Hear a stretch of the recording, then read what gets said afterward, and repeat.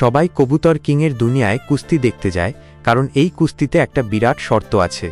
যে কবুতর কিংকে হারাবে তাকে এই পুরো দুনিয়ার রাজা বানিয়ে দেওয়া হবে।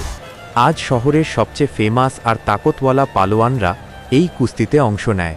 তাদের মধ্যে হাল্ক, তার ছোট ভাই মুন্না, বড় পালোয়ান রেড বুল, তার থেকেও বড় ব্ল্যাক বুল, তার থেকেও খতরনাক চিল কিং, আর তার থেকেও তাকতওয়ালা শের কিং, আর এদের সবার থেকে বড় এই দুনিয়ার সবচেয়ে বড় পালোয়ান কবুতর কিং। ধীরে ধীরে পুরো আসর লোকে লোকারণ্য হয়ে যায়। কিছুক্ষণ পর প্রথম ম্যাচ শুরু হতে চলেছে।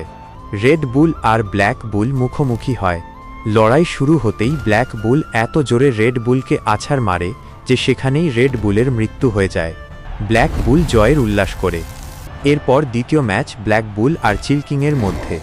লড়াই শুরু হতেই চিল কিং এমন জোরদার চাল চালায় যে ব্ল্যাক বুল সেখানেই মরে যায়। চিল কিং জয়ের উল্লাস করে। এবার তৃতীয় ম্যাচ চিল কিং আর শের কিং মুখোমুখি। শের কিং চিল কিংকে তুলে এত জোরে আছাড় মারে যে চিল কিং সেখানেই যমরাজের কাছে চলে যায়। শের কিং জয়ের উল্লাস করে। এরপর চতুর্থ ম্যাচ শের কিং আর দুনিয়ার রাজা কবুতর কিংয়ের মধ্যে। লড়াই শুরু হতেই কবুতর কিং শের কিংকে তুলে এমনভাবে আছাড় মারে যে সেখানেই শের কিংয়ের মৃত্যু হয়ে যায়। কবুতর কিং জয়ের উল্লাস করে।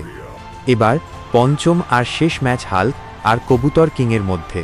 লড়াই শুরু হওয়ার আগে মুন্না বলে ওঠে, আপনারা লাইক আর সাবস্ক্রাইব করে আমার বড় ভাইয়ার জন্য কমেন্টে হাল্ক লিখুন, যাতে আমার ভাই জিতে যায়। এরপর লড়াই শুরু হয়। হাল্ক আর কবুতরের মধ্যে চরম যুদ্ধ শুরু হয়।